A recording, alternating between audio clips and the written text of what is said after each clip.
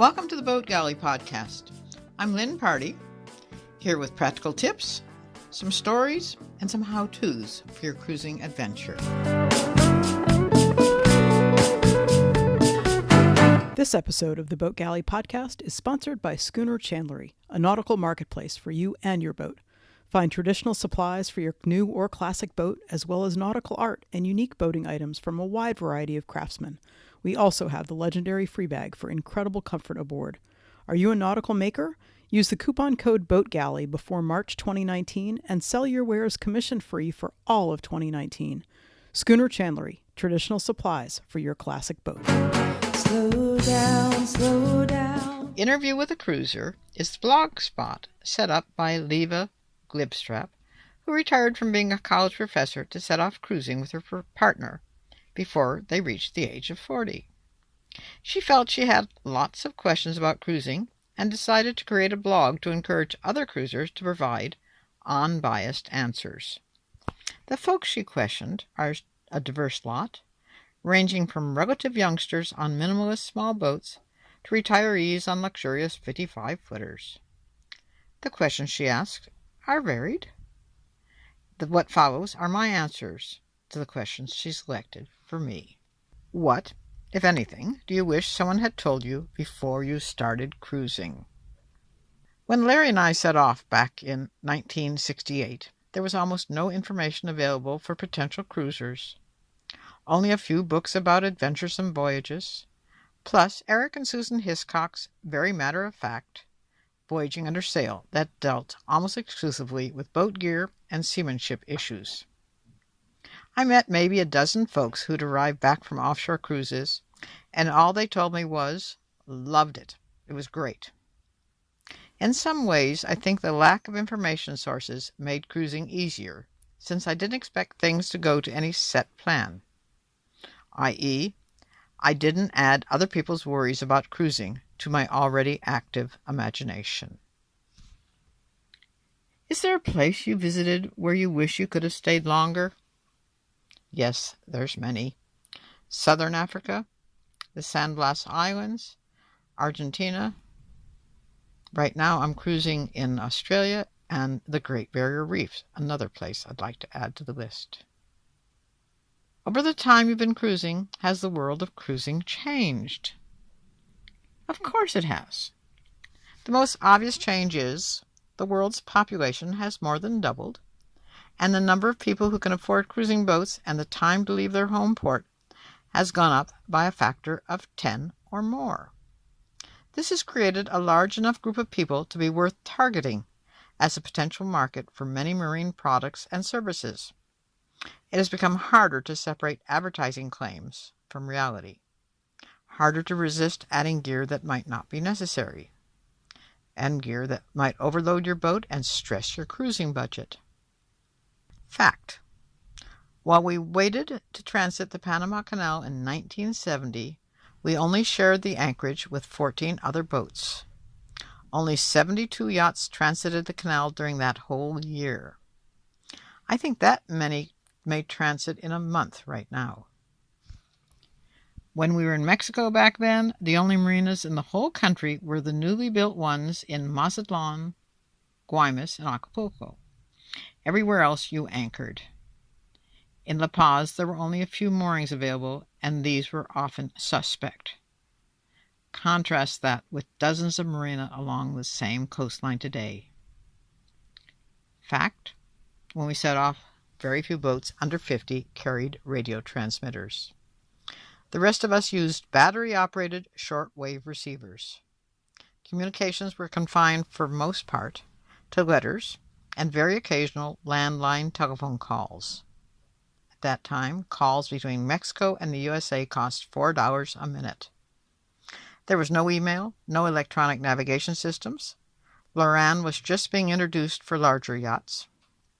Safety gear included life rings, bulky life jackets, man-overboard poles, and possibly man-overboard strobe lights. Heavy weather harnesses had to be made at home and were used mostly for very rough weather. The medical kit we carried had to be assembled by us with help from our doctor, and the only book we could find to help us at that time on medical issues was called Being Your Own Wilderness Doctor. There were none written for sailors or cruisers. Outfitting costs and operating costs were therefore far lower, and decisions were far easier. There are two major changes in people's attitudes towards cruising. In 1970, 95% of those we met felt cruising was a grand way to get out and do a lot of sailing and have some adventures too. Though most of us back then liked turning in fast passages, we pushed our boats under sail to gain bragging rights, not because we wanted to avoid spending an extra day or two at sea. Today, when I ask seminar audiences and folks we meet while we are out cruising to describe their thoughts about sailing, very few say sailing in and of itself is an important reason to go cruising, and most admit to feeling uncomfortable about being at sea. Very few understand how to keep a boat sailing in light winds, and many do not have nylon sails on board. Secondly, the word comfort was rarely part of cruising discussions in 1968. We were all eager to be off cruising any way we could. Yes, everyone wanted a good dry bunk, a nice place to lounge, a decent stove, and if possible an ice chest to keep things fresh and cold for the first 10 days away from shops. But the search for accommodations to rival those we left behind on shore was much further down the line than good boat performance. I guess we all looked at it as an adventure rather than a lifestyle. Right? Wrong? No, different mindset. Describe your first sailing experience. Up until I was 5 years old, I sailed with my folks on a 14-foot old-town sloop on a small lake in Michigan. I remember very little other than the sound of the chatter of the water along the clinker hull. But I do know my father was in heaven when he was on the helm of that boat. Unfortunately, he had to sell it when the family moved to California, so that was mostly the end of my family's sailing memories. The next first time sailing was with Larry on our first date. Larry was a professional skipper. At that time, he was skipper on a 52-footer, and he had to deliver the boat from Marina del Rey to Newport Beach, a distance of about 40 miles. He needed a ride back to his car, and I was the answer. 52-foot catch, beautiful downwind ride and 15 knots of wind. 2 nice men. He had another crew with him. They both treated me like I was pretty special. What a great introduction to the world of boats that could cross oceans. What do you think is a common cruising myth? Myth number 1, that cruising is easy, that cruising life is always fun. Life on shore isn't always fun or easy. Cruising is challenging, exciting, fulfilling, but it's rarely easy. Myth number 2, that an average couple can easily sail a 50 or 60-footer. Maybe they can in perfect or even average conditions. But Larry and I always took crew along when we delivered boats over 40 feet, just for those times when we encountered less than ideal conditions. Next question. Of the changes, choices, and compromises you had to make along the way, which were you happiest and most satisfied about? Which do you wish you'd chosen otherwise, and why? Best choice is still the one that became our motto. Go small, go simple, go now. By choosing to build a 24-foot-long, 5-ton displacement, very seaworthy boat, Larry and I were able to set sail when I was 24 and he was 29. As you know, this led to an amazingly fulfilling 47-year-long voyaging life, which only ended when Larry's Parkinson's disease advanced to the point where he could no longer move himself across a cockpit. When he had to have full-time professional care and no longer recognized me, I set off cruising again, because those small boats taught me to love sailing. Now that I am where I never expected to be, among those called senior citizens, I look around and see few couples over 65 where both partners still have the physical health and agility to get out cruising. We've watched far too many people wait for the perfect boat, enough money in the bank, etc., etc. We've seen how they miss the wonderful opportunities that are still waiting out there. Describe a perfect cruising moment that will make cruisers to be drool with anticipation. Where do I start? How about this paragraph from a story I recently wrote? Taliesin runs along at 6.5 knots, her working jib and main set wing and wing, the wind steady, 15 knots from the northeast. The decks are dry and warm. It's day 14 of our voyage from Ventura Harbor in California to Kiritimati, Christmas Island, one of the Line Islands south of Hawaii. I have no way of knowing that this will be our halfway point, but I do know I have fallen into the routine and mood that makes crossing oceans such an important part of my life. After more than 1,800 miles at sea, my body has adjusted to the motion. Now I automatically move about the boat in ways that keep me from adding bruises to the collection of black and blue marks I seem to gather along my legs and thighs during the first days of every ocean passage. Lunch has been enjoyed, the cabin sorted out, and dinner ingredients organized to be in easy reach when the time comes to cook.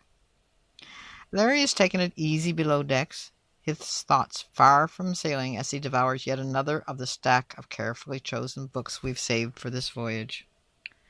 I relax in the cockpit, ostensibly on watch, but in reality savoring that special feeling that comes only when I know we are 1,000 miles away from every speck of land. There's also those encounters on shore. I recall the sheer fun of an evening when a crowd of Argentinian sailors came to visit, complete with nibbles, drinks, and guitars to teach us tango. We were at the tiny harbor of Mar del Plata. Our goal was Cape Horn, and we'd stopped here to do our final outfitting and provision. We didn't want to tell anyone what we planned to do, so we could back out if we sailed south and found it to be too hard for me to handle. If that was the case, we were planning to sail towards South Africa instead. So we told the sailors we met in the 20-boat marina that we'd come to Argentina to learn to tango. Now they'd brought along friends who sang the songs that brought tears to our eyes as music rang from Taliesin's cockpit late into the night, and the dock beside us became an impromptu dance floor. Sergio, a dark-eyed, tight-bodied local, pressed me tightly against his body and tried to teach me tango and show me how to intertwine my legs with his in steps that parodied passion and romance. Clapping and music rang out, and we managed to keep from falling in the water. Then Sergio danced the perfect tango with Maria as Larry and I lounged back and savored the party that had happened just for us. What is the most important attribute for successful cruising? Flexibility and a sense of humor is my answer. But I know Larry's answers would be excellent fix-it skills. And finally, what question do you wish I would have asked you besides the ones I asked you, and how would you answer it? Well, the question is, can you still have adventures and meet local people when you get out cruising? And my answer? Yes, but it's harder as the temptation to spend lots of time with other interesting cruisers may make it more difficult to get away on your own so you can meet local folks. Just as hard is avoiding schedules. When we were exploring the west coast of Ireland, we happened to sail into a quite isolated anchorage near Carrow, and came to anchor near a fleet of fascinating boats. We rowed over to meet the people who were racing these 150-year-old Galway hookers, a type of open fishing sailing boat used around the Aran Islands of Western Ireland. The skipper asked how long we were staying around. When Larry said, "No real plans. If we like it around here, we may stay all summer," the skipper said, "You're the first cruising folks I've met who weren't in a rush to sail off the next day. Why don't you come racing with us tomorrow?" Because of that lack of schedules, we were able to join him and spend the rest of the summer sailing along with the hooker fleet, joining races during 6 different town festivals, sharing evenings of music and Guinness and Bailey's Irish Cream with folks who are still our friends. Thanks for listening. If you like the show, please be sure to subscribe in your podcast app. And reviews are always appreciated.